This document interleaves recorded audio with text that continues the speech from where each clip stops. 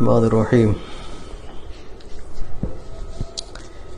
نشتی میں بیان چل رہا ہے کہ حضور اکرم صلی اللہ علیہ وسلم کی وفات شریف جو ہے وہ ان کے اوپر بھی اللہ تعالیٰ کی نعمت اور رحمت ہے اور امتیوں کے لیے بھی رحمت ہے۔ اس بارے میں 11 روایتیں ہم پڑھ چکے ہیں، ہم 12ویں روایت شروع کرتے ہیں۔ حضرت عمر رضی اللہ تعالیٰ سے روایت ہے کہ رسول اللہ صلی اللہ علیہ وسلم نے ارشاد فرمایا، میں نے اللہ تعالیٰ سے اپنی وفات کے بعد اپنے اصحاب کے اختلاف کے متعلق پوچھا۔ ارشاد ہوا کہ محمد صلی اللہ علیہ وسلم آپ کے اصحاب میں نزدیک بمنزلہ ستاروں کے ہیں کہ کوئی کس سے زیادہ قوی ہے مگر نور سب میں ہے، سو جو شخص ان کے اختلاف کی جس شک کو لے لے گا وہ میرے نزدیک ہدایت پر ہے۔ روایت کیا اس کو رزمین نے۔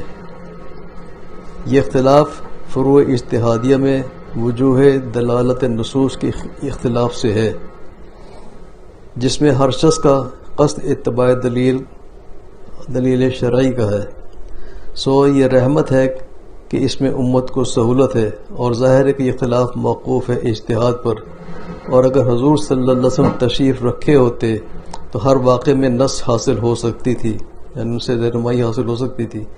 اجتہاد کا بعد پھر کیسے کھلتا؟ سو یہ سہولت مختصہ بوجہ اجتہاد کے رحمت حق بحدیث سے مذکور ہے، کیسے ظاہر ہوتی؟ بس اول کی 7 روایتوں میں خود حضور صلی اللہ علیہ وسلم کے حق میں آپ صلی اللہ علیہ وسلم کی توجہ ملائے اعلیٰ کی نعمت ہونے کی وجوہ، اور اخیر کی 5 روایتوں میں امت کے حق میں اس کی رحمت ہونے کی وجوہ ثابت ہوئیں۔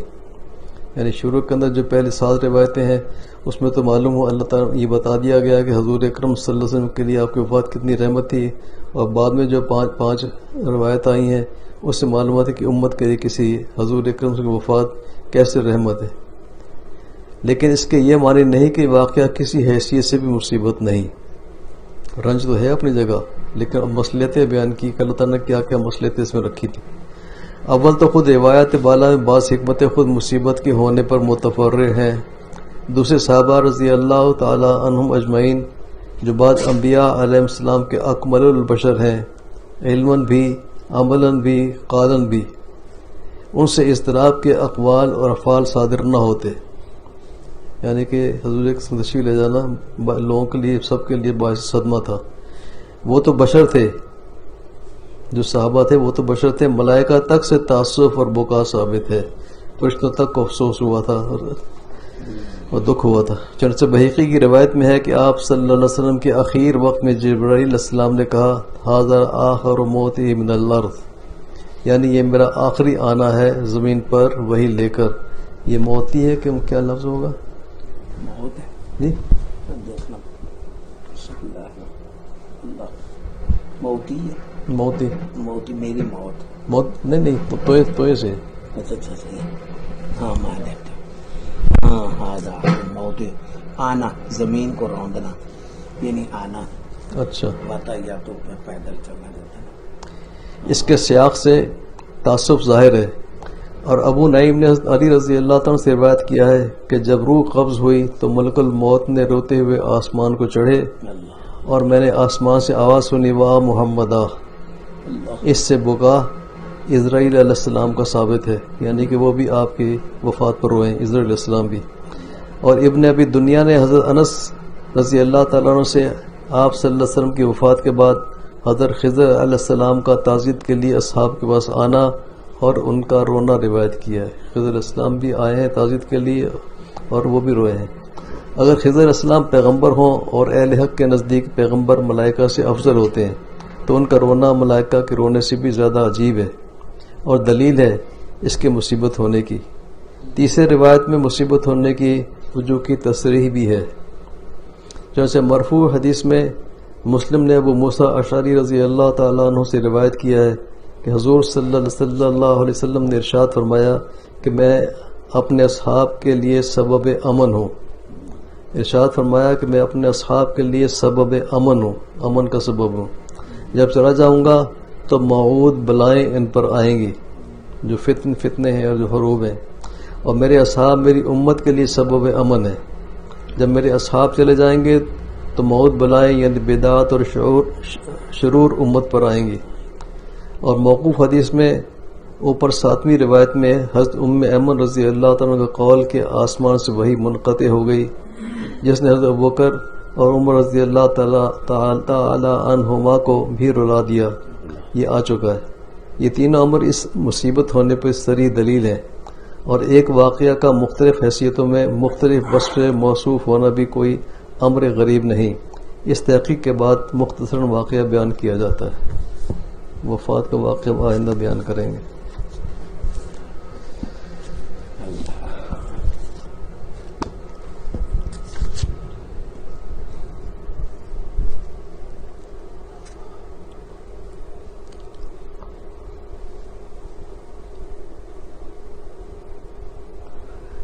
ہر شے کا دیکھنا جدا ہے، کسی کو آنکھوں سے دیکھا جاتا ہے تو کسی کو دل سے۔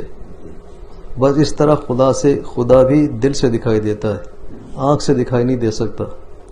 اگر کوئی کہے کہ اچھا دل ہی سے دکھا دو، سو بے شک تم دل سے دیکھ سکتے ہو، مگر دل پر جو پردہ پڑا ہوا ہے پہلے اسے ہٹا دو، پھر حق تعالیٰ سامنے ہی ہے۔ ہمارے ماموں صاحب کا شعر ہے، شدھ ہفت پردہ برچشم ای ہفت پردہ حشم، بے پردہ ورنہ ماہ چو آفتاب داروں، کہ اپنے دل پر پردے پڑے میں ہمارے فہم اور عقل ساتھ نہیں دیتی، ورنہ اللہ تعالیٰ سامنے ہی ہے۔ اس پردے کا اٹھانے کا طریقہ کیا ہے؟ اس کو عارف شیرازی فرماتے ہیں، میانے عاشق و معشوق ہیج حائل نیست، میانے عاشق و معشوق ہیج حائل نیست، تو خود حجاب خودی حافظ ازمیاں برخیز، تمہاری خود ہی حائل ہے، تمہارا نفس حائل ہے، تم نفس کو اگر ہٹا دو، ایک طرف کر دو، تو تم اللہ تعالیٰ تک پہنچ جاؤ گے۔ بتلا دیا کہ خودی اور انانیت یعنی تکبر یہ حجاب ہے، اس کو دور کرو، پھر وصال ہی وصال ہے۔ بس ممانے کو اٹھا دو، خدا سامنے ہی ہے۔ باقی اس پردے کو اٹھانے کا طریقہ کیا ہے؟ تو رفع حجاب کا طریق یہ ہے کہ توجہ الی غیر اللہ کو چھوڑ دو۔ جو پردہ ہے جو ہمارے دلوں پڑا ہوا ہے اس کو اٹھا دیں تو پھر اللہ تعالیٰ سامنے ہی ہے۔ غیر اللہ جو پردے پڑے ہوئے غیر اللہ کو دیکھنے کے، ہم اللہ تعالیٰ کے علاوہ اور چیزوں پر توجہ کرتے ہیں، یعنی جو چیزیں اللہ تعالیٰ کو ناراض کرنے والی ہیں ان کا ارتکاب کرتے ہیں، جو ان کے اوامر ہیں ان کے پر عمل نہیں کرتے، معاصی کر کیے چلے جاتے ہیں، اس کی وجہ سے دل کے اوپر پردے پڑ جاتے ہیں۔ جیسے کہ حدیث شریف کے اندر آیا ہے کہ انسان گناہ کرتا ہے تو اس کے دل کے اوپر ایک کالا دھبا لگ جاتا ہے، توبہ کر لے تو دھل جاتا ہے، نہ کرے تو وہ برقرار رہتا ہے، پھر گناہ کرتا ہے ایک دھبا اور لگتا ہے۔ تو انسان جو مسلسل گناہ کیے چلے جاتا ہے اور توبہ نہیں کرتا تو سارا دل اس کا سیاہ ہو جاتا ہے۔ سیاہ کا مطلب یہ ہے کہ اس کے اندر نیک اور بد کی تمیز نہیں رہتی، اس کو پتہ ہی نہیں لگتا، معلوم ہی نہیں ہوتا، وہ اس کا ادراک کر ہی نہیں سکتا جو میں کر رہا ہوں یہ صحیح ہے یا نہیں۔ تو رفع حجاب کا طریق یہ ہے کہ توجہ الی غیر اللہ کو چھوڑ دو، یعنی جتنے بھی گناہ کے کام ہیں سب چھوڑ دو۔ اگر ابتدا میں آپ کی بھی نظر حق تعالیٰ پر نہ پڑی تو ان کی تو تم پر پڑے گی۔ بقول کسی عاشق شاعر کے، یک چشم زدن غافل ازاں شاہ نہ باشی، شاید کہ نگاہ کند آگاہ نہ باشی۔ ایک لمحے کے لیے بھی اللہ تعالیٰ کی ذات سے آپ توجہ نہ ہٹائیں، ہو سکتا ہے کہ اللہ توجہ فرمائے اور ہم اس وقت بے ہوش ہوں، مدہوش ہوں، ہماری توجہ اللہ کی طرف نہ ہو، غفلت کی حالت کے اندر ہو۔ صوفی صاحب رحمۃ اللہ سے ترجمہ کیا ہے، ایک کان بھی رحمان سے غافل نہ چلو تم، ایک کان بھی رحمان سے غافل نہ چلو تم، شاید وہ نظر کریں اور سوئے رہو تم۔ اصل میں تو شاہ کی جگہ لفظ ماہ تھا، مگر میں نے ادب کی وجہ سے شاہ کر دیا۔ پھر آپ کی توجہ اور ان کی نظر سے آپ کے قلب کو خدا تعالیٰ سے ایک خاص تعلق ہوگا۔ ہم توجہ کریں گے، پھر اللہ تعالیٰ بھی اپنے کرم سے توجہ فرمائیں گے تو پھر تعلق پیدا ہوگا۔ بس وہی تعلق دل سے دیکھنا ہے۔ اب جو دل سے دیکھنے کا جو فرض ہے وہ جیسے آنکھیں دیکھتی ہیں ویسے دل نہیں دیکھتا، وہ دل کا دیکھنا کیا ہے کہ اللہ تعالیٰ سے تعلق پیدا ہو جانا۔ اور یہ کرنے کی بات، یہ بات کرنے کی ہے، الفاظ سے سمجھے کہ نہیں، صرف قیل و قال نہیں، کام کریں گے تو پھر یہ تعلق پیدا ہوگا۔ دیکھو اگر کوئی قابلی پوچھے آم کیسا ہوتا ہے، آپ کہیں میٹھا ہوتا ہے، وہ کہے گا کیسا میٹھا؟ جیسے گڑ؟ آپ کہیں گے نہیں، وہ کہے گا جیسے انگور، انار، سیب، آپ ہر ایک کی نفی کریں گے۔ وہ کہے گا پھر تعین کے ساتھ بتلاؤ کیسا میٹھا ہوتا ہے. آپ کہیں گے کہ الفاظ سے اس کا مٹھاس بیان نہیں ہو سکتا، چکھ کر کے دیکھ لو. اگر آپ 1000 کوشش کریں کہ لفظوں سے اس کو آم کی شیرینی سمجھائیں تو وہ نہ معلوم آم کو کیا کیا سمجھے گا. جیسے ایک حافظ جی نے جو آنکھوں سے حافظ تھے، نابینا تھے، کس شخص سے جس نے کھیر کی دعوت کی، پوچھا کھیر کیسی ہوتی ہے. نابینا تھے پیدائشی، بیچاروں کو پتہ نہیں. اس نے کہا سفید سفید ہوتی ہے. اس نے پوچھا سفید کس کو کہتے ہیں؟ کہا جیسے بگلا. کہا بگلا کیسا ہوتا ہے؟ اس نے ہاتھ کو بگلے کی شکل بنا کر پیش کر دیا. تو آپ ٹٹول کر کہتے ہیں کہ یہ بڑی ٹیڑھی کھیر ہے، یہ گلے سے کیسے اترے گی. یہ جو ٹیڑھی کھیر محاورے مشہور ہے، اس کی شان ورود یہی ہے. تو حافظ جی نے بوسائط یعنی مختلف ذرائع سے یہ سمجھا کہ بگلا جیسا ٹیڑھا ہے، کھیر کی شکل بھی شاید ایسی ٹیڑھی ہوگی. تو دیکھیے اس نے ذوقی چیز کو لفظوں سے سمجھانا چاہا تو نوبت کہاں پہنچی. بتانے والے نے غلطی یہ کی کہ امور حسیہ کو الفاظ میں ادا کیا. جو چیز کے الفاظ کے بیان کیے اس نے، وہ اس کا تعلق احساس کے تھا، حس کے ساتھ تھا، تو وہ کیسے بیان ہو سکتے تھے. حالانکہ کھیر کی حقیقت سمجھنے کے لیے چکھنے کی ضرورت تھی. اسی طرح یہ بھی کرنے کی بات ہے، اور کرنے کے کام خاموشی کے ساتھ کام میں لگ جانے سے سمجھ میں آتے ہیں. کرنے کے کام خاموشی کے ساتھ کام میں لگ جانے سے سمجھ میں آتے ہیں. زبان چلانے سمجھ میں نہیں آتے. اگر کوئی سمجھانا چاہے تو چونکہ حصی چیز ہے تو یہ سمجھ میں نہیں آئے گی. جب تک یہ کام نہیں کریں گے، جب تک اللہ پر توجہ نہیں کریں گے، جب ہم توجہ کریں گے تو اللہ تعالیٰ ہماری توجہ کریں گے، پھر اللہ تعالیٰ کا تعلق پیدا ہوگا، اور یہی اللہ تعالیٰ کو دیکھنا ہے. عشق کی تفسیر زبان سے بھی ہوتی ہے، مگر حقیقت اس تفسیر کی معلوم ہوتی ہے جو زبان بند کر کے حاصل ہوتی ہے. اب جیسے پچھلی مثالیں دی ہیں، وہی فرماتے ہیں کہ اس کو ہم مثال دے تو سکتے ہیں لیکن جو حقیقت ہے وہ انسان کو سمجھ میں نہیں آتی. غض رفع حجاب کا طریق ترک التفات الی الغیر ہے. اگر اپنے دل کے پردے ہٹانا چاہتے ہیں، اس کا طریقہ یہی ہے کہ جو اللہ تعالیٰ کے غیر ہیں یعنی گناہ ہے، رذائل ہیں، اسے توجہ نہ کریں، ان کا ارتکاب نہ کریں. پھر اس ترک التفات الی الغیر کا بھی ایک طریق ہے. یہ غیر کی طرف سے اپنے آپ کو توجہ ہٹانا کہ اس کا بھی طریقہ ہے. وہ کیا ہے؟ ترک التفات الی الغیر، غیر کی طرف نظر کرنا، اللہ تعالیٰ کے جو ایک غیر ہے ان کی طرف نظر کرنا، اس کو چھوڑ دینا، یہ اس کا ایک طریقہ ہے. یعنی غیر اللہ پہ نظر نہ کرنا، یہ کیسے حاصل ہوگا؟ اس کا طریقہ ہے وہ یہ کہ چند روز کسی محقق کی تعلیم کے موافق خلوت میں بیٹھ جاؤ. کسی محقق سے تعلق پیدا کرو، جیسے وہ کہیں وہ کرو، اور خلوت میں بیٹھ جاؤ، اکیلے تنہائی میں بیٹھ جاؤ، جو وہ بتائے وہ کرو. اس کے بعد غیر حق سے بے تعلقی اور خدا سے تعلق پیدا ہوگا. اس وقت مشاہدہ حسب استعداد ہوگا، اور اس مشاہدے سے معلوم ہوگا کہ محبت اور عشق کیا چیز ہے. اور اس وقت حقیقت والذین آمنوا اشد حبا للہ کی منکشف ہوگی. تب معلوم ہوگا جب محبت پیدا ہوگی، تب معلوم ہوگا. یہ اللہ نے فرمایا والذین آمنوا اشد حبا للہ، کہ ایمان کی جو علامت ہے اس کی میں سے علامت میں سے ایک یہ ہے کہ ان کو اللہ تعالیٰ سے سب سے زیادہ محبت ہوتی ہے.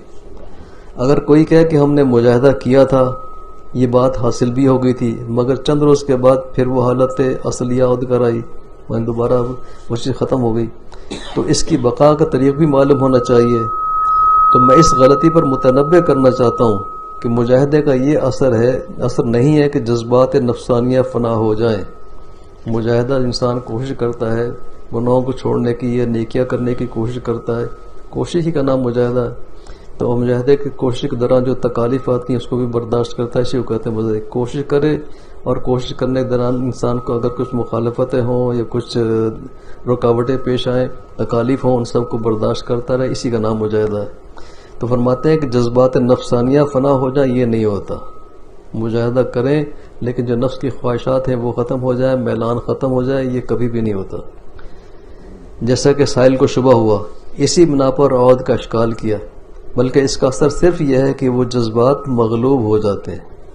وہ جذبات مغلوب ہو جاتے ہیں، یعنی قبل مجاہدہ جو ہم تقاضا نفسانی کی مقاومت کرتے تھے تو دشوار ہوتا تھا. یعنی شروع کے اندر نفس کے خلاف کرنا مشکل ہوتا ہے، اور مجاہدے کے بعد جب مجاہدے کی عادت پڑ گئی تو وہ مقاومت کرنا آسان ہو جاتا ہے. یعنی شروع سے جب ہم کام شروع کرتے ہیں ہر کام کے اندر یہ چیز ہے، جب شروع کرتے ہیں شروع مشکل ہوتا ہے، کرتے کرتے آہستہ آہستہ آہستہ آہستہ وہ چیز آسان ہو جاتی ہے۔ تو وہی حالت یہاں پر ہے کہ مجاہدہ جو ہم تقاضا نفسانی کی مقاومت کرتے تھے، یعنی نفس کے خلاف کرنے کی کوشش کرتے تھے، تو پہلے دشواری پیش آتی تھی۔ اب جب مجاہدے کی عادت پڑ گئی، کام کرنے کی عادت پڑ گئی، تکلیفیں برداشت کرنے کی عادت پڑ گئی، اب اس کا مقابلہ کرنا آسان ہے، اب آسانی سے کام ہو جاتے ہیں۔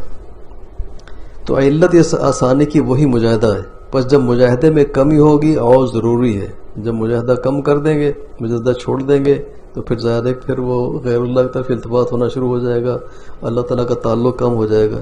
اس لیے بقا اس کیفیت مغلوبیہ کا اس پر موقوف ہے کہ مجاہدہ برابر جاری رہے، یعنی کہ یہ نہیں کہ 2-4 دن تو کوشش کر کے گناہوں کو چھوڑ دیا اور جو فرائض و واجبات ہیں ان کو ادائیگی کرتے رہے، کچھ دن کیا، جب تھوڑا سا تعلق محسوس ہوا تو سمجھا کہ ہاں جی مجھے سب کچھ حاصل ہو گیا، اب چھوڑ دیا، یہ غلط ہے، یہ تو ساری عمر کا کام ہے۔ عود کی وجہ یہ ہوتی ہے کہ اس نے مجاہدے کے بعد کسی دفعہ تقاضۂ نفس کی مقاومت چھوڑ دی، پھر ایسا ہی واقعہ پیش ہوا، پھر مقاومت نہیں کی، پھر ایسے ہی ہوا، پھر نہیں کی، پھر چند روز تک اسی طرح کرتا رہا۔ اس سے مجاہدے کا اثر مزمحل ہو کے زائل ہو گیا، یعنی پہلے جو کوشش کرنے کی عادت پڑ گئی تھی وہ عادت اس کی ختم ہو گئی۔ ایسا کوئی مادہ بتاؤ کہ کوئی شخص برابر مقاومت کرتا رہا ہو اور پھر حالت اصلیہ عود کر آئی ہو، مسلسل مجاہدہ کرتا رہے، کوشش کرتا رہے، کوشش کو چھوڑے نہیں، مجاہدے کو چھوڑے نہیں، تو پھر تعلق میں کمی ہو جائے، ایسی کر صورت بتائیے، ایسی کوئی صورت نہیں ہوگی۔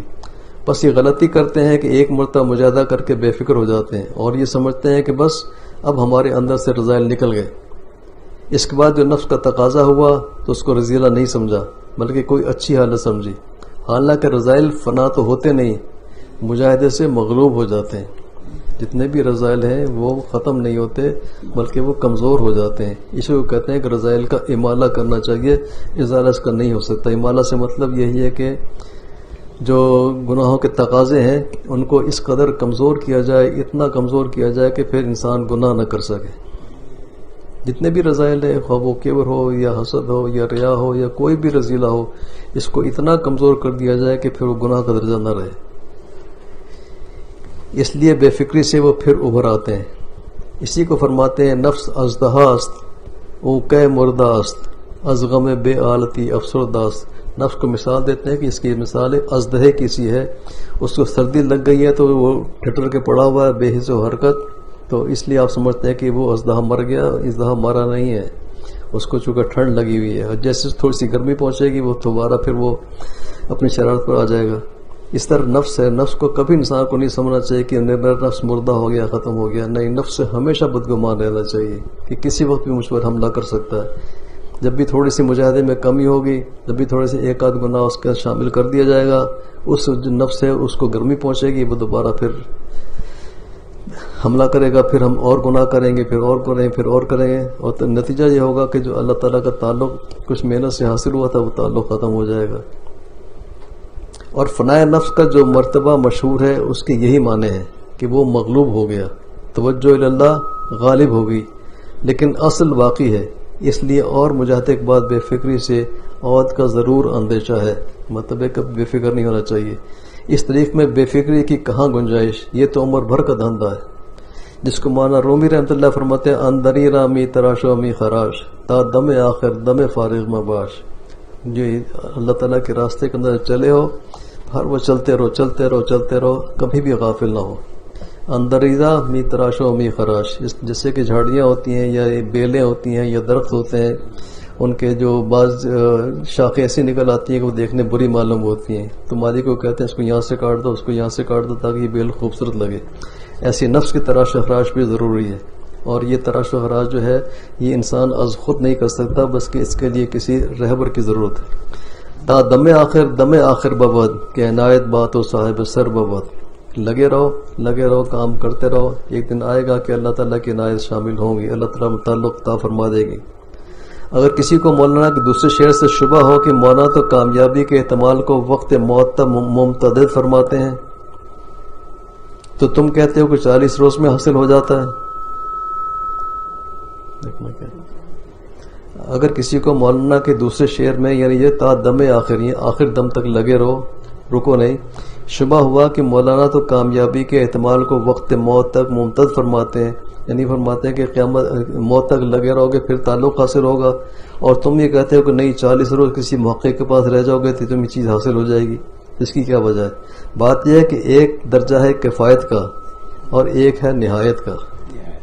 کفایت کا درجہ تو ہے 40 روز میں کسی محقق کی صحبت میں بیٹھنے سے حاصل ہو جائے گا، جس کی حقیقت یہ ہے کہ طریق کی بصیرت حاصل ہو جائے گی. 40 دن کسی شیخ کے پاس کسی محقق کے پاس رہیں گے، جو سلوک کا جو طریقہ ہے، جو طریق ہے سلوک کا، وہ انسان کے سمجھ میں آ جائے گا. اس کے بعد درجہ کفایت نہایت کا ہے، جس کو مولانا فرما رہے ہیں، جس کے وہ آثار ہیں جن کی نسبت رسول اللہ صلی اللہ علیہ وسلم فرماتے ہیں نعم العبد صہیب لو لم یخف اللہ لم یعصف، یعنی اگر صہیب کو خدا کا خوف بھی نہ ہو تب بھی نافرمانی نہ کرے. یہ درجہ جب ہی حاصل ہوتا ہے جب کہ برابر مجاہدہ نفس میں مشغول رہے. یہ درجہ جب ہی حاصل ہوتا ہے جب برابر مجاہدہ نفس میں مشغول ہے، جس سے کسی دن محبت ایسی واضح ہوگی کہ خوف کی بھی ضرورت نہ رہے گی. یہ نہایت ہے، یعنی کرتے کرتے مشق ایسی ہو جائے، اللہ تعالیٰ کی محبت نصیب ہو جائے، پھر انسان جو ہے چاہے بھی گناہ کرنا تو وہ نہیں کر سکتا. یہ درجہ نہایت کا ہے.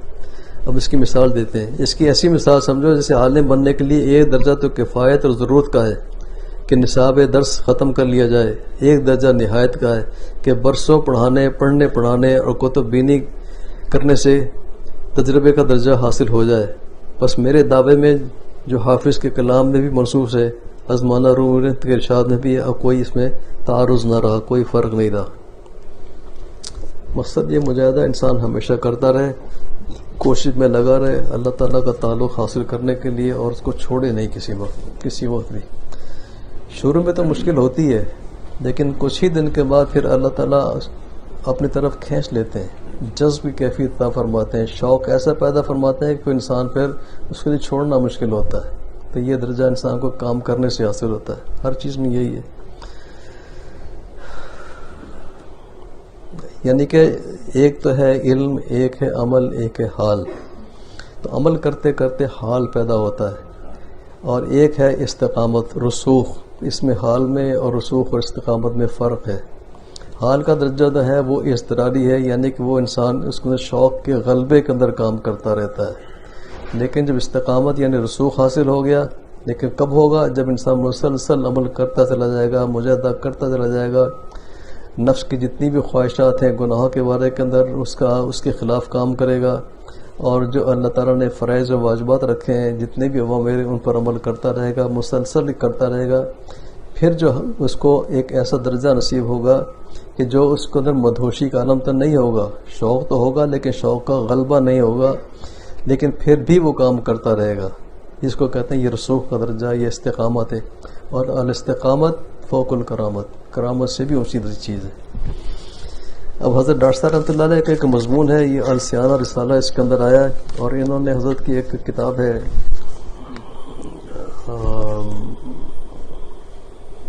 کتاب کا نام بھول رہا ہوں، معاصر حکیم الامت، اس سے انہوں نے نقل کیا ہے. حضرت کی مجلس کے بارے میں فرماتے ہیں حضرت تھانوی رحمۃ اللہ علیہ کی مجلس کیسی ہوتی تھی. حضرت کی مجلس ایک سچے وارث نبی صلی اللہ علیہ وسلم کی مجلس ہوتی تھی. حکیم الامت مولانا اشرف علی تھانوی رحمۃ اللہ علیہ اپنے مخصوص رشت سے اپنی مجالس میں سرور دو عالم صلی اللہ علیہ وسلم کی مجالس کی تصویر کھینچ کر ہمارے تصورات کو نورانی بنا دیا. بے ساختہ یہ شعر زبان پر آتا ہے، جزاک اللہ کے چشم باز کر دی، مرا بجانے جا ہمراز کر دی. اللہ تعالیٰ جزائے خیر دے کہ ہماری آنکھیں کھل گئیں اور ہم نے اپنے محبوب کو پہچان لیا. اس دور حاضر میں واقعی مولانا تھانوی رحمۃ اللہ علیہ کی مجلس ایک سچی وارث نبی کی مجلس تھی. شرف تجھ کو ملا بزم ولا کی بار یابی کا، صحابی تو نہ تھا لیکن نمونہ تھا صحابی کا. دیکھیے اس مجلس روح پرور کی جھلکیاں دیکھیے، اپنے ایمان میں تازگی پیدا کیجیے، رسول اللہ صلی اللہ علیہ وسلم کی محبت کی لطافتوں سے سرشار ہو کر اتباع سنت کی سعادتوں سے حیات طیبہ حاصل کیجیے. رسول اللہ صلی اللہ علیہ وسلم کی محبت کی لطافتوں سے، ایک تو محبت ہے، محبت کی لطیف باتیں ہیں، ان سے سرشار ہو کر اتباع سنت کی سعادتوں سے حیات طیب حاصل کیجیے، اور صحابہ اکرام کا سا انداز خلوص اور فدائیت پیدا کیجیے۔ دیکھیے اس مجلس کی تنوعات روحانی کیسی جاذب و دلکش ہیں، اور اندازہ کیجیے کہ خود میرے مجلس کا وجدان کیسا ہوگا۔ یعنی جب اثرات ایسے ہوتے تھے، جو ان کے پاس بیٹھنے والے تھے، سننے والے تھے، وہ مدہوش ہو جاتے تھے، اور ان کے بھی ایک جذب کی کیفیت طاری ہو جاتی تھی، اور سب کے سب بے ساختہ کہتے کہ یہ بے شک اللہ تعالی یہ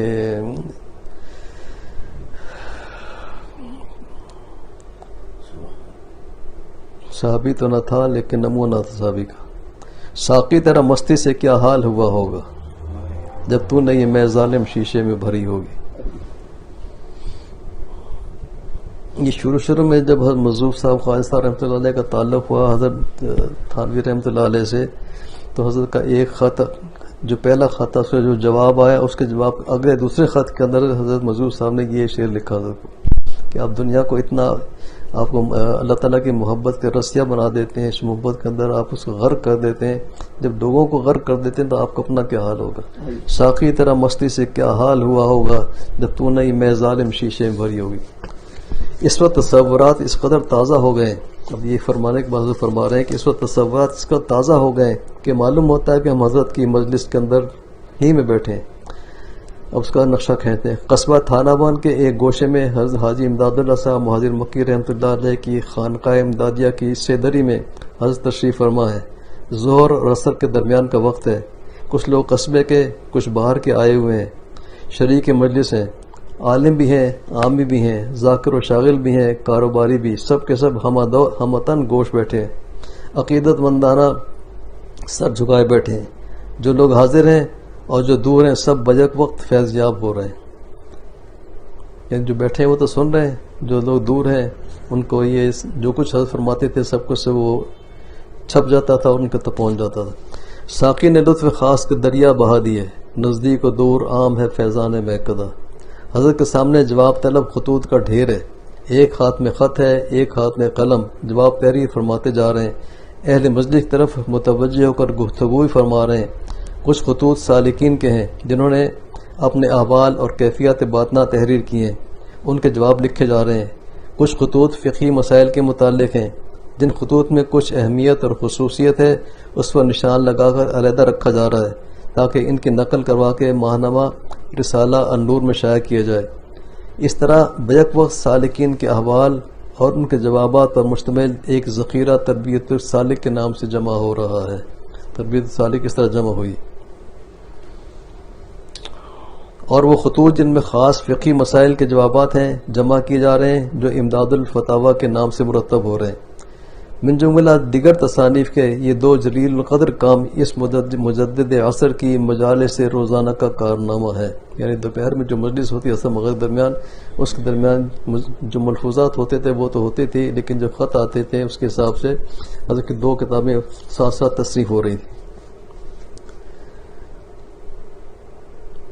غرض حضرت گفتگو فرما رہے ہیں، اور یہ گفتگو بھی خواجہ عزیز الرحمن صاحب مذہوب، وصل بلگرامی، حکیم محمد مصطفیٰ صاحب میرٹھی، مفتی جمیل احمد صاحب تھانوی، مفتی محمد شفیع صاحب، مولانا جلیل احمد صاحب شیروانی جیسے اہل دل حضرات قلمت کرتے جا رہے ہیں، جو افادات یومیہ سے موسوم ہو کر جمع ہو رہے ہیں، جو ہزاروں کی تعداد میں شائع ہوتے رہے اور جن میں صدیوں تک کے لیے حضرت مولانا کی علوم و معرفت محفوظ کر لیے گئے، یعنی ملفوظات۔ اسی اسنا میں اگر کوئی اجنبی شخص مجلس میں آ گیا، اس نے اپنے تعارف یا اپنے آنے کا مقصد اندھوری یا بے ڈھنگی بات سے کیا تو حضرت مولانا کے لہجے میں تغیر پیدا ہو جاتا تھا۔ جب تک وہ اپنی غلطی کا اعتراف نہ کر لے، صاف بات نہ کر لے، اس سے برابر جرح فرماتے تھے مجھے تمام ناتمام اور گول مول باتوں سے سخت الجھن ہوتی ہے، کیونکہ اس سے سامع کے دل میں ناگواری اور گرانی پیدا ہوتی ہے۔ حضرت کا ایسا معاملہ کرنے سے خود اس شخص کو اور اہل مجلس کو اپنی اس قسم کی کوتاہیوں پر ہمیشہ کے لیے تنبہ ہو جاتا تھا۔ اس فرمائش کے معاملے کے بعد حضرت پھر احباب مجلس کی طرف اسی خندہ پیشانی اور تبسم آمیز گفتگو کے ساتھ متوجہ ہو جاتے۔ اب دیکھیے اور سنیے حضرت نے اپنے احباب مجلس سے کس قسم کی باتیں فرمایا کرتے تھے۔ مجلس میں حضرت مختلف مختصر اور گوناگوں مضامین بیان فرماتے تھے. کبھی کسی خاص موضوع پر اتفاق تقریر ہوا تو دیر تک یہ خاص انداز اور جذبے کے ساتھ طویل تقریر بھی فرمایا کرتے تھے. اگر کبھی کسی نے کوئی خاص تحقیق طلب بات دریافت کی تو اس کی وضاحت فرما دیتے تھے. اگر کسی نے کوئی مسئلہ شرعی پوچھا تو کسی مفتی کا پتہ بتا دیتے اور فرماتے تھے کہ اس کے بتانے والے بہت ہیں، جہاں چاہو پوچھو. اور یہ شعر پڑھ دیا کرتے: ماں قصہ سکندر و دارا خواندائیں، ماں قصہ سکندر و دارا نہ خواندائیں، ازما مجس حکایت مہر و وفا ما پرس. فرماتے تھے کہ مجھ سے تو بس اللہ اور اللہ کے رسول کے محبت کی باتیں سنو، اور یہی محبت دین کے تمام شعبوں میں روح رواں ہے. کہ فتاویٰ پوچھنے، مسائل پوچھنے تو بھائی علماء بہت ان سے جا کے معلوم کرو. مجھ سے جو طریق کے راستے ہیں وہ پوچھو، یہ سنو کہ اللہ کی محبت کیسے پیدا کی جاتی ہے، اللہ تعالیٰ کے رسول صلی اللہ علیہ وسلم کی محبت کیسے پیدا کی جاتی ہے.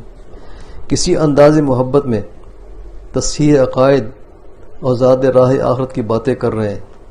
اسی انداز محبت میں عقائد کی تصحیح کی بات کر رہے ہیں اور آخرت کی تیاری کی باتیں کر رہے ہیں. اتباع شریعت، اتباع سنت کے لیے اہتمام، اس کے حدود متعین فرما رہے ہیں. اصلاح باطنہ، تزکیہ نفس کے طریق کو واضح کیا جا رہا ہے. حسنات اور رذائل کی تشریح کی جا رہی ہے. اعمال ظاہرہ و باطنہ میں اختیاری اور غیر اختیاری، مقصود اور غیر مقصود کی حدیں قائم کی جا رہی ہیں. حکایات اور روایات سے ان امور کی دل نشیں کیا جا رہا ہے. آداب زندگی، آداب انسانیت کی تعلیم دی جا رہی ہے. حقوق اللہ، حقوق العباد، حقوق النفس کے ادا کرنے کے طریقے بتائے جا رہے ہیں. اور اسی طرح اللہ اور اللہ کے رسول صلی اللہ علیہ وسلم کی عظمت اور محبت دل میں اتاری جا رہی ہے. مجاہدہ اور حصول تقوی کا معیار قائم کیا جا رہا ہے. یہ غور طلب بات ہے، مجاہدہ اور حصول تقوی کا معیار. یہ بھی چیزیں جو ہے ایسی نہیں کہ ان کا کوئی حدود نہیں ہے، سب کے حدود ہے. روزمرہ کی زندگی، خانگی معاملات، ازدواجی تعلقات میں خوشگواری پیدا کرنے کی باتیں کی جا رہی ہیں. ملکی سیاسی حالات پر دینی روشنی ڈالی جا رہی ہے. مختصر یہ کہ حیات طیبہ حاصل کرنے کے لیے، اللہ تعالیٰ کی رضاجوئی کے لیے تمام معارف اور حقائق سہل لفظوں میں بیان کیے جا رہے ہیں. غرض ہے کہ بلا تکلف ہی کہا جا سکتا ہے کہ حضرت مرحوم نے اپنی مجالس رشد و ہدایت میں حضور صلی اللہ علیہ وسلم کی مجالس مبارکہ کی جھلکیاں پیدا فرما دیں، اور صحابہ اکرام رضوان اللہ تعالیٰ علیہم اجمعین کی زندگی کے نمونے ہمارے سامنے پیش فرما رہی ہے. یہ ہلکا سا ایک بیان ہے حضرت کا، یعنی جو حضرت نے تصویر کشی کی ہے وہ اس کا. حضرت کی تو مجلس بڑی عجیب تھی. جو حضرت کے مجلس سے ایک دفعہ ہو کے آ گیا وہ چیز کچھ اور ہی بن گیا، اس کا رنگ ہی کچھ اور چڑھ گیا. اللہ اکبر. اللہ تعالیٰ ہمیں بھی وہ رنگ نصیب فرمائے. اور یہ جو رنگ ہے یہ شخصیت پرستی نہیں ہے کہ ہم حضرت تھانوی رحمۃ اللہ علیہ کی عادتیں پیدا کرنے کی کوشش، شخصیت پرستی نہیں ہے. یہ اہل اللہ جو ہوتے ہیں اللہ اور اللہ کے رسول کی باتیں بتاتے ہیں، انداز ہر ایک کا الگ الگ ہے. اور جیسے کہ آپ کسی باغ میں جائیں جس میں بہت سے پھول لگے ہوں، ہر پھول کا رنگ الگ ہوتا ہے، ہر پھول کی خوشبو الگ ہوتی ہے، ہوتے سب پھول ہیں. کہ جتنے بھی اللہ کے بندے ہیں، اللہ کے لوگ، یہ بزرگ حضرات ہیں، بزرگان دین ہیں، یہ سب کے سب پھول ہیں، پھول سے بھی کہیں زیادہ خوبصورت ہیں. ہر ایک اندازہ الگ الگ ہے. کرتے سب اللہ کی باتیں، سب اللہ اور رسول کی باتیں کرتے ہیں. اور ہمیں بھی وہ یہی ہدایت کرتے ہیں کہ ہم بھی اللہ کے رسول صلی اللہ علیہ وسلم کی باتیں سنیں اور ان باتوں پر عمل کریں. قرآن شریف پر عمل کریں، حدیث شریف پر عمل کریں. اور جو ہم روزمرہ کی ضروریات ہیں اس کے اندر کون سی جائز ہے، کون سی ناجائز ہے، اس کو دیکھیں، فقہ سے حاصل کرتے رہیں، علماء سے معلوم کرتے رہیں کہ کیا چیز جائز ہے، کیا ناجائز ہے. اس کے لیے حضرت نے بہت سی کتابیں بھی بتلائی ہیں کہ وہ کتابیں پڑھتے رہیں، اس سے ہم کو دین کا ضروری علم حاصل ہو جائے گا. جیسے کہ حیات المسلمین ہے، تعلیم الدین ہے، فروع الایمان ہے، جزاء الاعمال ہے. یہ 4 کتابیں اور اس کے ساتھ بیشتی زیور. یہ 5 چیزیں ایسی ہیں کہ اگر ہم پڑھ لیں تو ہمیں دین کا ضروری علم سب کا سب حاصل ہو جاتا ہے. چند ایک چیزیں باقی رہ جائیں گی جو پھر ہمیں علماء سے پوچھنے کی نوبت آئے گی. تو اگر ہم چاہیں کہ ہمیں معلوم ہو جائے کہ دین کیا ہے اور دین کے اندر کیا چیزیں ضروری ہیں اور اس کے کیا علم حاصل کرنا جو ہے کہاں تک ضروری ہے، ہماری بساط کہاں تک ہے، ہمیں کہاں تک حاصل کرنا چاہیے بحیثیت ایک عامی کے، علماء کی بات ہو رہے، ان کے لیے تو دروازے کھلے ہوئے، لیکن ایک عام آدمی کے لیے، ہم جیسے آدمیوں کے لیے اتنا علم حاصل کرنا ضروری ہے کہ جس کے اوپر عمل کریں اور ہم کل کو اللہ تعالیٰ کے مواخذے سے بچ جائیں۔ حقیقت یہی ہے کہ اس دنیا میں جو ہم آئے ہیں تو اس دنیا میں آنے کا جو مقصد ہے وہ کیا ہے؟ وہ اللہ تعالیٰ کو راضی کرنا ہے۔ اللہ تعالیٰ کیسے راضی ہوں گے؟ یہ جو اللہ تعالیٰ کے مقبول بندے ہیں وہی ہم کو سمجھاتے ہیں۔ تو جو علوم ظاہری ہیں وہ علماء سے حاصل کریں، یعنی جو فقہ کے مسائل ہیں وہ علماء سے پوچھتے رہیں، اور جو علوم باطنی ہے کہ اللہ کو کیسے راضی کرنا ہے، یہ جو اللہ تعالیٰ کے نیک بندے ہیں، اہل اللہ ہیں، اللہ والے ہیں، ان سے یہ راستہ معلوم ہوتا ہے۔ تو یہ اللہ تعالیٰ کیسے راضی ہوں گے، اس کے لیے ہمیں بنیادی علوم جو ہیں، ضروری علوم ہیں، ان کو جاننے کی ضرورت ہے۔ وہ معلوم ہوں گے تو ہم عمل کریں گے۔ اگر وہ بنیادی علوم ہی ہمیں معلوم نہیں ہوں گے تو عمل کیسے کریں گے؟ عمل نہیں ہو سکتا ہم سے۔ اور ہم جو مسلمان ہیں، جو بالغ ہیں، جو سمجھدار ہیں، مسلمان ہیں، کوئی اس کے اندر کسی قسم کا استثناء نہیں ہے۔ ہم سب مکلف ہیں فرائض و واجبات کی ادائیگی کے، ہم مکلف ہیں گناہوں کے چھوڑنے کے۔ اگر کوئی شخص یہ کہے کہ مجھ سے گناہ نہیں چھوڑتے تو یہ اس کی بات غلط ہے۔ اگر گناہ نہ چھوڑتے ہوتے تو اللہ تعالیٰ حکم کیوں دیتے؟ اللہ نے حکم دیا ہے کہ یہ مت کرو، یہ گناہ مت کرو، اسی لیے دیا ہے۔ اللہ تعالیٰ نے ہمیں پیدا کیا ہے، اللہ تعالیٰ ہماری جبلت سے ہر چیز سے واقف ہے۔ جب انہوں نے پیدا کیا وہ جانتے ہیں کہ ہم کیے میں بندے گناہ سے بچ سکتے ہیں، تبھی تو حکم دیا۔ اگر ہمارے اختیار سے باہر ہوتا تو ہمیں حکم ہی نہ دیتے۔ جس کا مطلب ہے گناہوں کا ترک کرنا ہمارے اختیار میں ہے، فرائض واجبات کا اختیار کرنا، ان پر عمل کرنا، یہ سب ہمارے اختیار کے اندر ہے، ہمارے اختیار سے باہر نہیں ہے۔ اگر باہر ہوتا تو حکم ہی نہ دیتے۔ کئی چیزیں ایسی ہیں جو ہمارے اختیار میں نہیں ہے، وہ اللہ تعالیٰ نے حکم ہی نہیں دیا، اس کو وہ کہا ہی نہیں کہ یہ بھی کرو، یہ بھی کرو، یہ بھی کرو، نہیں۔ جو ہمارے اختیار میں تھا، اللہ تعالیٰ کا علم تھا کہ یہ بندے کر سکتے ہیں، اسی کو حکم دیا۔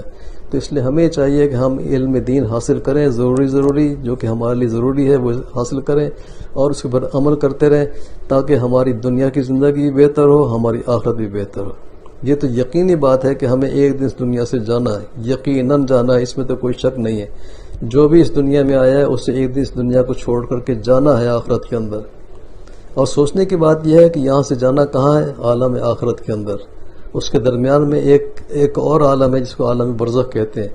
تو جتنی بھی ہماری ارواح ہیں وہ عالم برزخ کے اندر جمع ہوتی چلی جاتی ہیں، اور پھر جب قیامت کا دن قائم ہوگا تو اللہ تعالیٰ بھی جتنی بھی ارواح ہیں سب واپس کر دیں گے جسموں کے اندر، جسم کو اللہ تعالیٰ دوبارہ شکل دے دیں گے، اور انہی جسموں کے اندر پھر اللہ تعالیٰ روح کو ڈال دیں گے تو وہ میدان قیامت میں جائیں گے۔ اب ہم سب جانتے ہیں بحثیت مسلمان کے، شاید ہی کوئی مسلمان ہو جس کو نہ معلوم ہو کہ قیامت دن کیا ہوگا اور وہاں سوال جواب کیسے ہوں گے، ہمیں ہر چیز کا جواب دینا ہوگا۔ شاید ہی کوئی ہو جس کو نہ معلوم، ورنہ سب مسلمان جانتے ہیں کہ ہم ہر ایک چیز کے لیے ہم کو جواب دہ ہونا پڑے گا، یعنی کہ جس کو ہم انگریزی میں کہتے ہیں ہم ہر چیز کے لیے اکاؤنٹیبل ہیں۔ جو کچھ دنیا میں کر رہے ہیں یہ سب کچھ لکھا جا رہا ہے، ہر چیز ڈاکومنٹ ہو رہی ہے، بلکہ ہر چیز کی ویڈیو بن رہی ہے، آڈیو بھی بن رہی ہے، ویڈیو بن رہی ہے، اور قیامت کے میدان کے اندر وہ سب آڈیو ویڈیو لگا دی جائے گی۔ بہت بڑی ایک اسکرین ہوگی، اور جس شخص کا اعمال نامہ پیش کیا جائے گا اس کا جو کچھ بھی حالت ہوگی سب اسکرین کے اوپر، سارے جتنے بھی اولین آخرین وہاں موجود ہیں، انبیاء ہیں، صحابہ ہیں، جتنے بھی زمانے کے لوگ ہیں سب کے سب موجود ہوں گے۔ ہمارے والدین بھی ہوں گے، ہماری اولاد بھی ہوگی، ہمارے اساتذہ بھی ہوں گے، ہمارے شاگرد بھی ہوں گے، ہمارے محلے والے بھی ہوں گے، سب کے سب موجود ہوں گے، اور سب دیکھ رہے ہوں گے کہ شخص دنیا میں کیا کرتا رہا ہے۔ اس لیے بھائی اس دن کا پناہ مانگنی چاہیے اللہ تعالیٰ سے کہ اس دن کی رسوائی سے اللہ تعالیٰ ہمیں بچا کر رکھیں۔ آج ہمارے پاس وقت ہے کہ ہم اس رسوائی سے بچنے کا انتظام کر لیں۔ یہ تو یقینی بات ہے کہ اس دنیا کو چھوڑ کے ایک دن ہمیں جانا ہے، اور جانا ہے، اور ایک دن اللہ تعالیٰ کے سامنے پیش ہونا ہے۔ اپنے ایک ایک عمل کا ہمیں وہاں پر حساب دینا ہے، جواب دہ ہونا ہے۔ اس لیے ہمیں آج اس کی کوشش کرنی چاہیے، آج اس کا فکر پیدا کرنا چاہیے کہ ہم اپنے اعمال دنیا کے اندر ایسے کریں کہ کل کو ہمارا مواخذہ نہ ہو، کل کو ہمیں رسوائی کا سامنا نہ کرنا پڑے، اور اللہ تعالیٰ ہمیں بخش دیں، اور بخشنے کے بعد پھر ہمارا ٹھکانہ جنت بن جائے۔ اللہ تعالیٰ ہمیں توفیق عطا فرمائے۔ سوچنے کی بات ہے کہ آخرت میں جائیں گے ٹھکانے دو ہی ہیں، یا جنت ہے یا دوزخ ہے۔ تو دوزخ سب مسلمان جانتے ہیں کتنی تکلیف دہ جگہ ہے، کتنی تکلیف دہ جگہ ہے۔ اللہ تعالیٰ اس سے بچا کے رکھیں، اور اللہ تعالیٰ جو اپنے رضا کا مقام ہے جنت وہ عطا فرما دیں۔ جہنم جو ہے وہ مقام غضب ہے، اللہ تعالیٰ اس سے بچا کے رکھیں۔ اس کے لیے سوچنے کا وقت آج ہے، آج ہماری زندگی۔ اگر ابھی ہماری آنکھ بند ہو جائے تو سب کا سب معاملہ ختم ہو گیا. جتنا بھی اعمال ہم کر سکتے تھے سب کے سب وہ بالکل بند ہو گئے. جیسے کہ پرچہ دینے جاتے ہیں اس کے لیے وقت متعین ہوتا ہے, ہمیں تو وقت کا بھی پتہ نہیں ہے کہ وقت موعود کب آ جائے. پرچے دینے کا ہمارے پاس وقت معلوم ہوتا ہے کہ ہاں بھائی اتنا شروع ہے, 2 گھنٹے کا یا 3 گھنٹے کا پرچہ ہے, 1 سے لے کر کے 4 بجے کا تو فرض کیجئے پرچہ ہے, تو معلوم ہوتا ہے کہ ہاں 4 بجے تک ہم کو لکھنا ہے, اس کے بعد پھر ہمیں پرچہ حوالے کرنا پڑے گا. تو اس دوران پھر ہم پوری کوشش سے محنت سے کرتے رہتے ہیں کہ ہاں جی اب اتنا وقت رہ گیا, اب اتنا وقت رہ گیا, اب اتنا وقت, جلدی جلدی کر لیں, جلدی جلدی کر لیں, سب کچھ کرتے رہتے ہیں. لیکن آخرت کا ہماری موت کب آ جائے گی کسی کو نہیں معلوم, کسی کو نہیں معلوم کہ میری موت کب آئے گی. اس لیے ہمیں بہت زیادہ مستعد اور ہوشیار ہونے کی ضرورت ہے کہ ہم اپنے اعمال کو, اپنے جو پرچہ بتایا ہے اللہ تعالیٰ نے, اس کو حل کرتے رہیں. اور عجیب بات ہے, حضرت ڈاکٹر صاحب فرمایا کرتے تھے کہ دیکھیے کتنا عجیب امتحان ہے اللہ تعالیٰ کا, کہ اللہ تعالیٰ نے پرچہ آؤٹ کر دیا. جب ہم امتحان دینے جاتے ہیں ہمیں نہیں معلوم سوالات کیا آئیں گے, لیکن اللہ تعالیٰ نے سوالات بھی سارے بتا دیے. اسی پر بس نہیں کیا بلکہ جو اس کے سوالات کے جوابات ہیں وہ بھی بتا دیے کہ دیکھو یہ سوال آئیں گے, اس کا یہ جواب ہے, یہ سوال ہے, اس کا یہ جواب ہے, یہ سوال, اس کا یہ جواب ہے. تو سوال بھی معلوم ہے, جواب بھی یہی معلوم ہے. حضرت فرمایا کرتے تھے بھائی دیکھو حلوہ پکا پکایا آپ کے سامنے رکھا ہے, اب کھا لو گے تمہارا فائدہ, نہ کھاؤ گے تو بھائی بھگتو گے, ہم کیا کر سکتے ہیں, ہمارا کام تو بتا دینا ہے. پرچہ آؤٹ ہو چکا ہے, ہم کو معلوم کرنا چاہیے کہ سوالات کیا ہیں, ان کے جوابات کیا ہیں, اس کے مطابق عمل کرتے چلے جائیں. اور اس کا فائدہ یہ ہوتا ہے کہ آخرت تو بنتی ہے, دنیا بھی لذیذ ہو جاتی ہے. اللہ تعالیٰ نے دعویٰ کیا قرآن شریف کے اندر کہ جو شخص نیک اعمال کرے گا, مرد ہو یا عورت ہو, بشرطے کہ مومن ہو, فَلَنُحْيِيَنَّهُ حَيَاتًا طَيِّبَةً, ہم اس کو حیات طیبہ ضرور عطا فرمائیں گے. 3 تاکیدیں, فَلَنُحْيِيَنَّهُ حَيَاتًا طَيِّبَةً, ہم اس کو ضرور بے ضرور ضرور بے ضرور. حضرت مفتی صاحب رحمۃ اللہ علیہ فرمایا کرتے تھے اس کا ترجمہ کرنا اردو میں کہ کسی اور زبان میں بہت مشکل ہے. اگر سمجھنے کے لیے ترجمہ کر سکتے ہیں تو وہ اس طرح کر سکتے ہیں کہ البتہ ضرور بے ضرور, ضرور بے ضرور, ضرور بے ضرور ہم ان کو اچھی زندگی عطا فرمائیں گے, حیات طیبہ, پر لطف زندگی, مزیدار زندگی عطا فرمائیں گے. تو اس کے لیے ہمیں بہت ہمت کرنی چاہیے, کوشش کرنی چاہیے. دنیا تو اگر آج آنکھ بند ہو گئی, اگر ہم اربہ پتی بھی ہیں تو سب کچھ نہیں رہ جائے گا, کچھ بھی ساتھ نہیں جائے گا, خالی ہاتھ آئے خالی ہاتھ جائیں گے. اس لیے بہت اس سمجھداری کا تقاضا, عقل کا تقاضا یہی ہے کہ ہم آخرت کی تیاری کریں. 10 منٹ یہ بھی پڑھ لیں. ہمارے حضرت مولانا تھانوی رحمۃ اللہ علیہ کی کچھ کتابیں دینی معلومات حاصل کرنے کے لیے ہمیشہ اپنے پاس رکھنا اور پڑھنا ضروری ہیں. ہم یہاں پر انہی مضامین کی تشریح کرتے ہیں, گو کہ اس کا بھی ہمارا منصب نہیں. آپ حضرات فروع الایمان, جزاء الاعمال, حیات المسلمین ہر وقت مطالعے میں رکھیے. دین کی ضروری باتیں بھی آج کے نادانوں کو نہیں معلوم. کتنی یہ نصیحت کی بات ہے, دین کی ضروری باتیں بھی آج کے نادانوں کو نہیں معلوم. آپ دیکھیے اگر فرض کیجئے کہ ہم 10 یا 20 آدمی چنتے ہیں, ان سے پوچھتے ہیں بتائیے کہ فرائض کے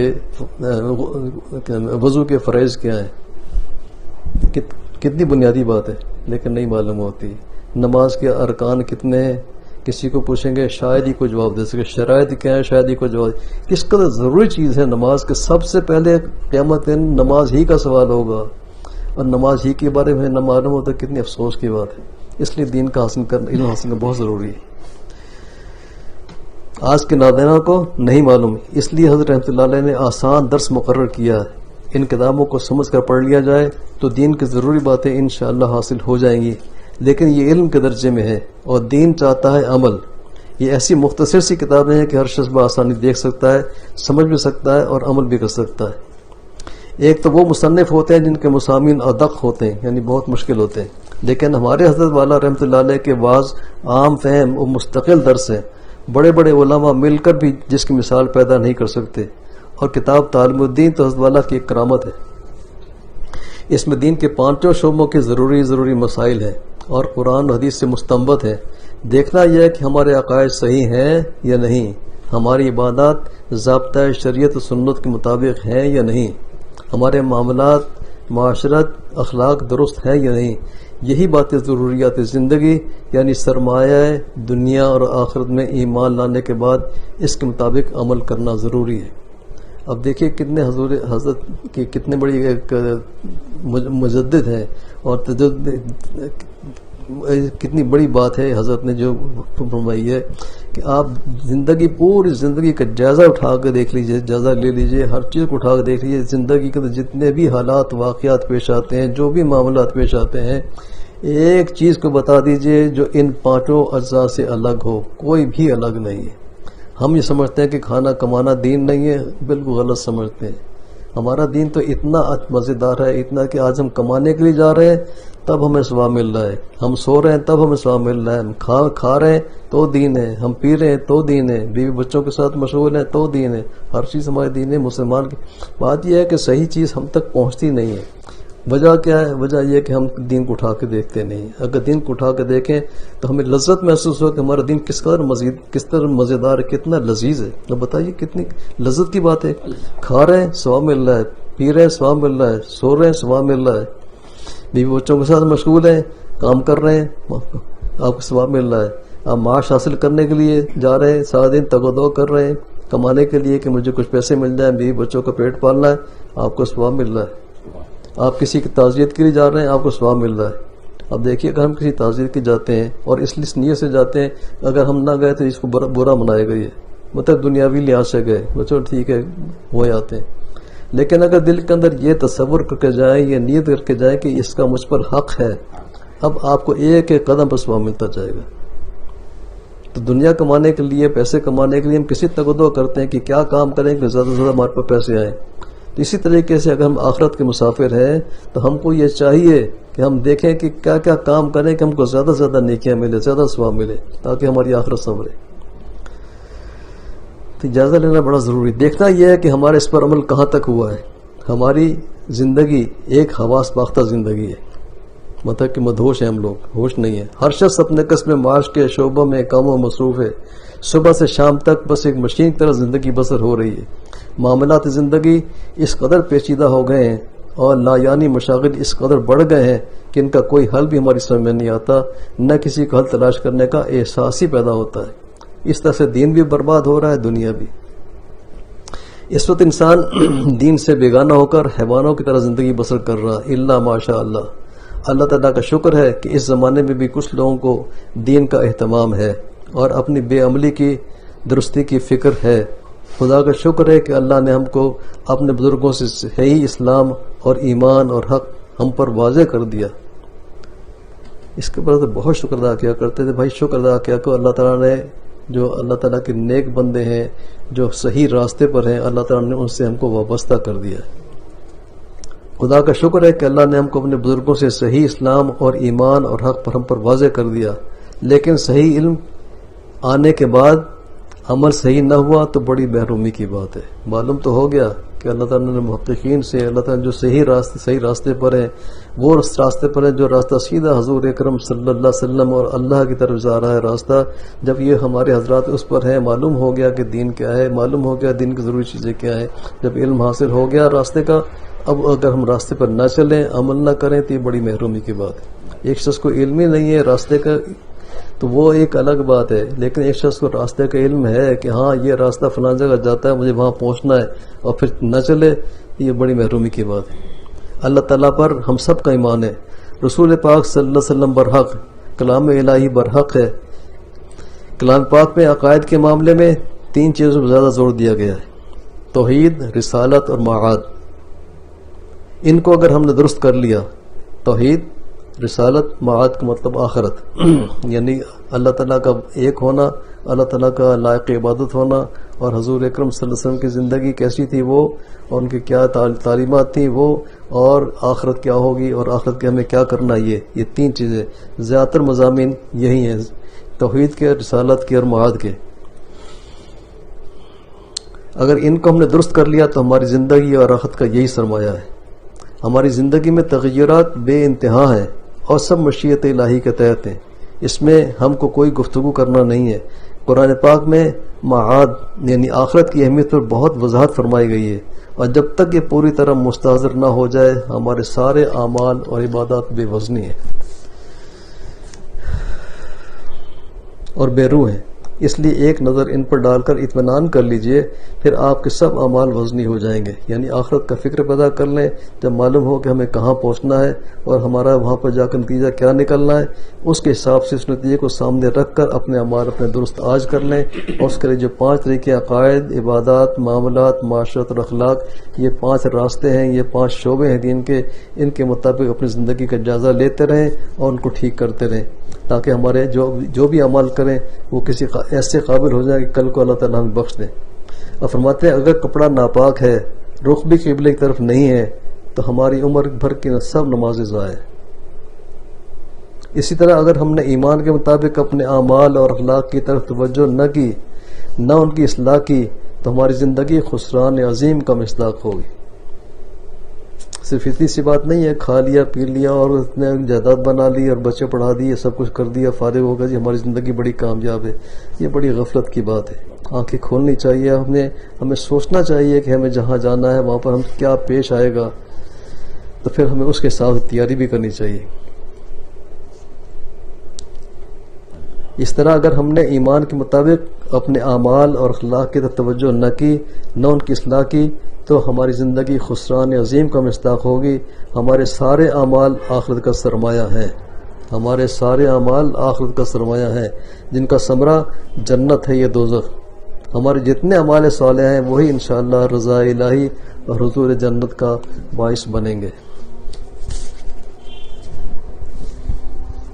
کل از مفسر رحمۃ اللہ علیہ کا ملفوظ پڑھا کہ جس طرح سے کسان ہوتا ہے یا زمیندار ہوتا ہے، وہ فصل حاصل کرنے کے لیے تخم ریزی کرتا ہے، بیج ڈالتا ہے، اور اس کے لیے پھر جو کوشش کرنی پڑتی ہے، وقت پانی بھی دیتا ہے اور سب کا ہر چیز کا انتظام کرتا ہے، حل ول یہ وہ سب کچھ کرتا ہے، اور پھر وہ امید کرتا ہے کہ ہاں اس کا مجھے کل کچھ پھل ملے گا، 2 مہینے 3 مہینے 4 مہینے کے بعد اس کا پھل مجھے ملے گا. فرماتے ہیں کہ اسی طرح سے مسلمان کو چاہیے کہ وہ آخرت کی کھیتی حاصل کرنے کے لیے یہاں تخم ریزی کرے. یہ دنیا جو ہے تخم ریزی ہے، الدنیا مزرع والآخرہ، یہ اس کی تفسیر بیان فرمائی عزت نے کہ یہ دنیا ہے، یہ آخرت کی کھیتی ہے. تو کھیتی کے لیے تخم ریزی ہم کو یہاں کرنی ہے. اگر تخم ریزی کر کے ہم یہ سمجھیں کہ ہم کو اس کا جو فائدہ ہے، اس کا جو ثمرہ یہاں مل جائے، یہ بہت بڑی غلطی ہے. جو کچھ ہم کر رہے ہیں آخرت کے لیے کر رہے ہیں. اگر کوئی شخص نیک کام کرے، گناہ سے بچتا رہے، اپنی اصلاح بھی کر لے، وہ سمجھے کہ مجھے مشکلات نہ آیا کریں، مجھے سب لوگ میری عزت کیا کریں، مجھے کوئی کسی قسم کی بیماری نہ ہو، وہ بھول میں ہے. یہ دنیا تو عالم اسباب ہے، اس کے مطابق ہمیں کام کرنا ہے. نہیں کریں گے تو نتیجہ ہمارے سامنے ہے، کریں گے تو ہمارا ہی فائدہ ہے. جہاں تک اعمال کا تعلق ہے، یہ تو اللہ کی رضا کے لیے، اللہ تعالیٰ کی رضا کا جو ظہور ہے، کامل ظہور، وہ کہاں ہوگا؟ آخرت میں، یہاں نہیں. جہاں جو کچھ ہے یہ اس کا ایک شیما بھی نہیں ہے. پھر بھی اللہ تعالیٰ کی محبت، اللہ تعالیٰ کے تعلق، اللہ تعالیٰ کی رضا کے اندر جن کو حاصل ہوتی ہے، وہ ایسے مسحور ہو جاتے ہیں، ایسے مستغرق ہو جاتے ہیں کہ ان کو دنیا کی کسی چیز کی پرواہ رہتی ہی نہیں ہے، بالکل ہرگز نہیں رہتی. ایک بزرگ تھے، انہوں نے فرمایا کہ جو اللہ تعالیٰ نے دولت ہم کو دی ہوئی ہے اپنے تعلق کی، اگر یہ دنیا کے جو بڑے بڑے بادشاہ ہیں، جو بڑے بڑے لوگ ہیں، ان کو اگر معلوم ہو جائے کہ دولت کیا ہے، ہم پر اگر جنگ کریں اور اسلحے سے ہمارے پر فوج کا چڑھائی بھی کریں، تب بھی اس دولت کو حاصل نہیں کر سکتے. کیوں کہ اس دولت کو حاصل کرنے کا طریقہ ہی کچھ اور ہے. یہ ملک فتح کرنا نہیں ہے. یہ دولت کیسے حاصل ہوتی ہے؟ اللہ تعالیٰ کی اطاعت و برداری سے، گناہ سے بچتے رہنے سے. جتنے بھی غیر اللہ ہیں، جتنے بھی رذائل ہیں، بری باتیں ہیں، سب سے بچتے رہیں، اور جو اچھے اخلاق ہیں وہ اپنا پیدا کر لیں، محامد پیدا کر لیں، اپنی زندگی کو پرلطف بنا لیں. پھر یہ چیزیں سب کے سب حاصل ہو جاتی ہیں. اللہ تعالیٰ کا تعلق تب حاصل ہوتا ہے. اور یہ تعلق حاصل کرنا اگر ہم سمجھیں کہ یہ آپشنل ہے کہ کرے کوئی نہ کرے، یہ بھی غلطی ہے. یہ تعلق حاصل کرنا ہر مسلمان پر فرض ہے، معمولی بات نہیں ہے، فرض ہے. کوئی شخص کل کو یہ نہیں کہہ سکتا کہ جی ہمیں معلوم نہیں تھا، یا یہ کہ ہم سمجھتے ہیں کہ ہاں بس یہ ایسی ہے، کسی نے کیا کسی نے نہ کیا. نہیں، یہ بات نہیں ہے. جتنے بھی قرآن شریف کے اندر باتیں آئی ہیں، جہاں امر کا صیغہ آ گیا تو وہ یا فرض ہے یا واجب ہے، اس کے خلاف کرنے سے پکڑ ہوگی. تو مختصر یہ ہے کہ ہمیں یہ معلوم کرنا چاہیے ہمیں کہ دین کیا ہے، دین کے تقاضے کیا ہیں، ہم اگر مسلمان ہیں تو کیوں مسلمان ہیں، اور ہمیں کیا کرنا ہے، اور اپنی زندگی کا جائزہ لیتے رہیں. زندگی ہماری ایسی بیکار محض نہیں ہے, زندگی بڑی قیمتی ہے. جتنے بھی اوقات, جتنے بھی لمحات زندگی ہم کو میسر ہیں, یہ بہت ہی قیمتی ہیں, بہت ہی قیمتی ہیں. ایک لمحے کے لیے تصور کیجئے, اگر جو لمحات اس وقت گزر گئے ہیں ان کو ہم واپس لا سکتے ہیں؟ ہرگز نہیں لا سکتے. ان لمحات کو اگر ہم نے اچھے کاموں میں صرف کیا تو ہم کامیاب ہیں. اگر اچھے کام صرف نہیں کیا, خالی چھوڑ دیے لمحات, نقصان دہ ہے. اور ان لمحات کو اگر ہم اللہ تعالیٰ کی نافرمانی میں صرف کیا تو پھر تو ہمیں اللہ تعالیٰ کا عذاب بھگتنا پڑے گا. تب وقت ہے کہ ہم توبہ نہ کر لیں, ان کو چھوڑ نہ دیں. اللہ تعالیٰ توفیق عطا فرمائے.